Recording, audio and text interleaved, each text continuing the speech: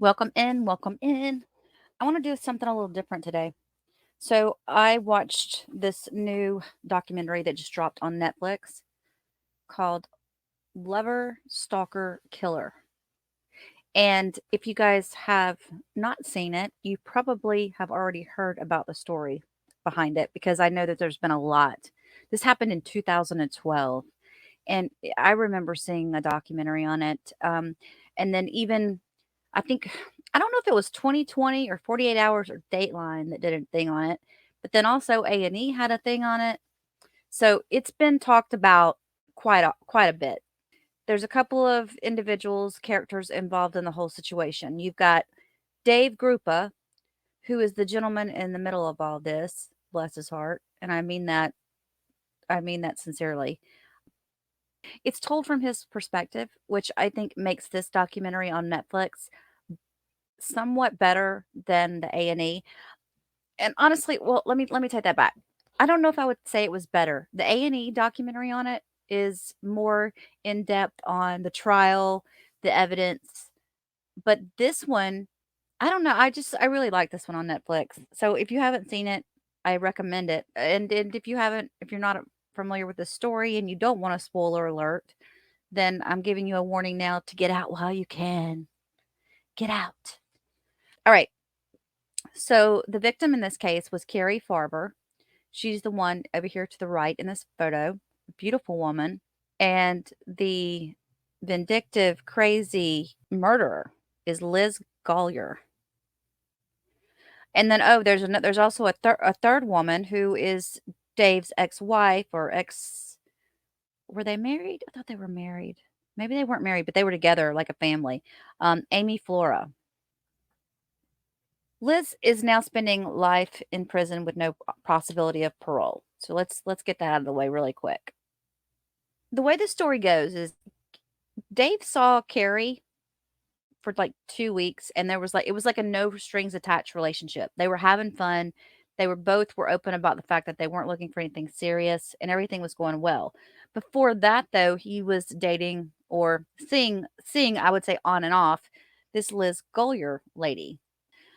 Carrie was a computer programmer and she went from being this really cool chick that didn't want anything serious to sending him a text all of a sudden one morning that says, I want to move in together. And when he says, nah, I don't want to, she's like, what? And then she starts being like all crazy with him, right? Or so we think. All this stuff starts happening. She starts stalking him online. And come to find out, all this time he thinks it's Carrie doing it, but it wasn't. Liz had already murdered Carrie. And Liz took over her Facebook page and everything. Now, what's weird about it is I guess that he probably stopped spending time with Liz when Carrie came along, and that's what triggered her. But she is definitely like one of those that you would find the rabbit bowling on the stove. You know what I mean? She keyed her own vehicle, her own car, to make it look like Carrie had done it. She burned down her own house. And absolute worst thing about that is that she had 4 animals, 4 pets inside the home that she let suffer. They all died of smoke inhalation. After her house burned down, she apparently met this other guy and started dating him. We'll get to that in a little bit. So he kept blocking them. He kept blocking all this stuff coming from Carrie. And all this time he thought, wow, what happened? This chick just went from really cool to mega crazy all of a sudden. And he would start this involved emails, texts, and when he would start blocking numbers, he would start getting a text from a different number. So obviously this Liz chick was going out and buying burner phone after burner phone. The IT techs at the law enforcement said she was pretty sophisticated with some of this stuff. They showed a list of like all the email accounts and the different phone numbers that she used throughout all this. Now, Carrie was last seen by her family on November 11th of 2012. When this all first started, she was also sending text messages to Carrie's mother and Carrie's son.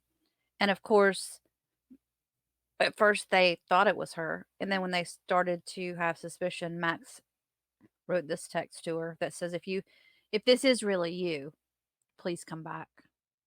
Can you imagine? He was 14 years old. Now, there was a time period when things settled down.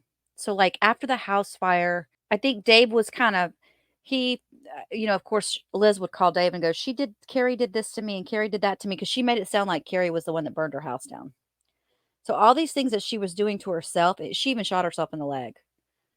That she didn't say that was Carrie. She said that was his ex wife. It really gets crazy out of hand.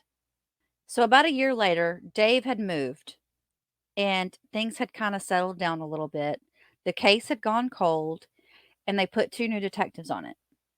And when they got involved, they got a new IT guy involved.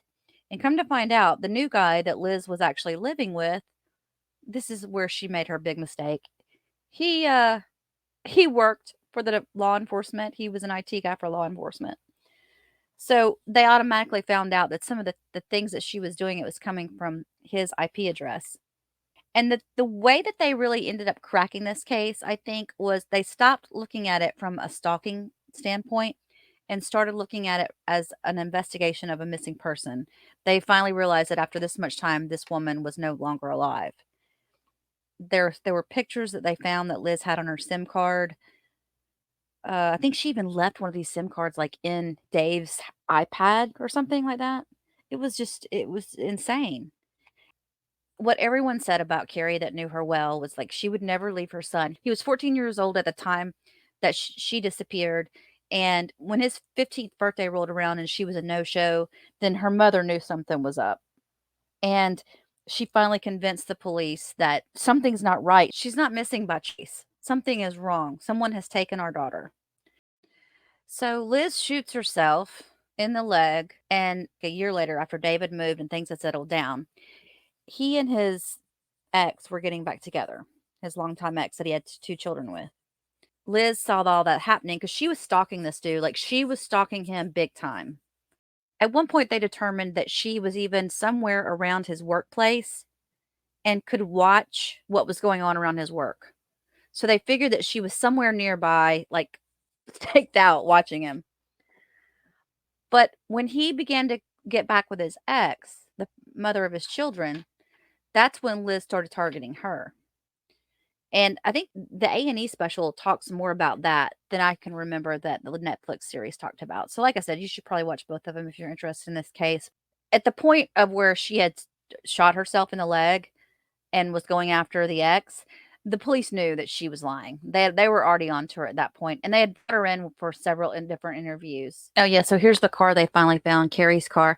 And the thing was is like when they brought her in the first time and they knew they were on to her, they kind of pretty much had figured out she was the one that was doing all this, but they didn't have any evidence against her.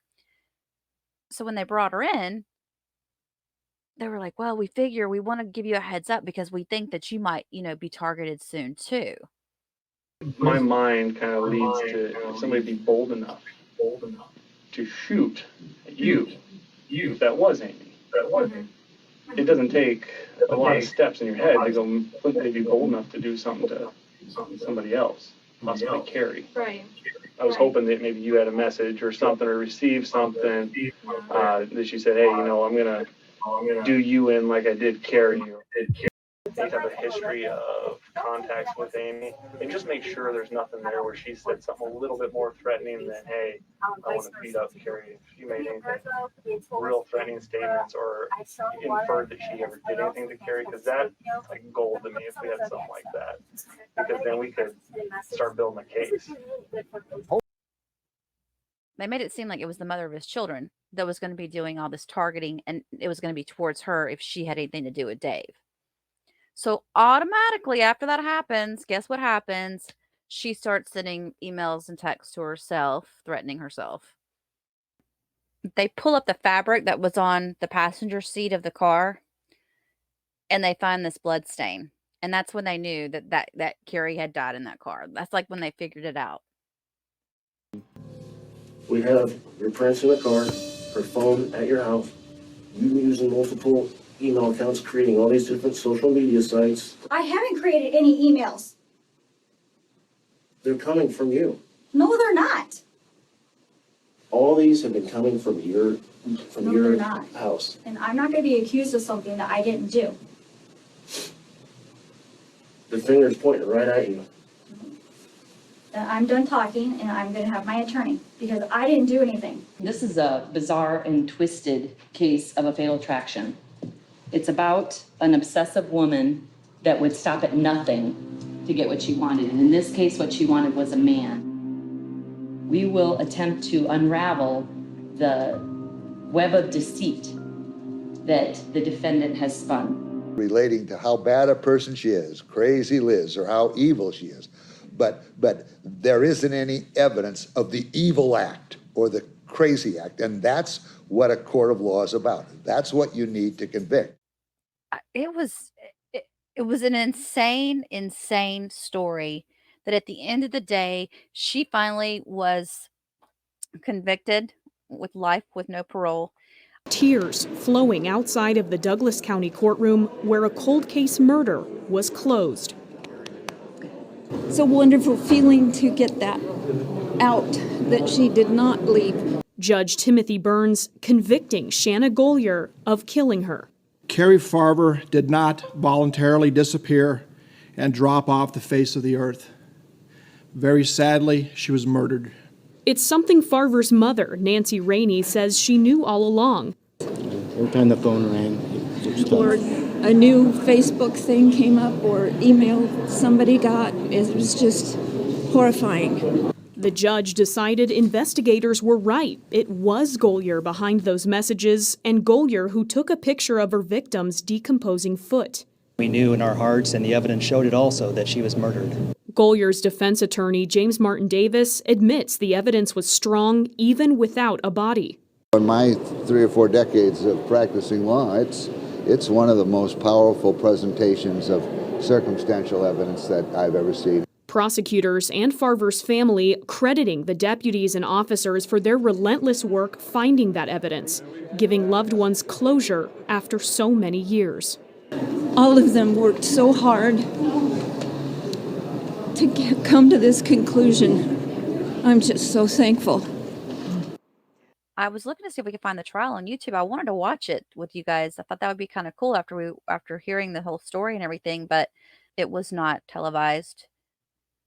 There was only bits and pieces from news sources and stuff. But it's a Netflix documentary, and I highly recommend it. And I thought you guys would be interested in my 2 cents on it. Shanna Golyer was sentenced to life behind bars plus 18 to 20 years after she killed the woman dating the man she had a crush on and then took her identity. I'm glad it's over with. And she can't hurt anybody else anymore.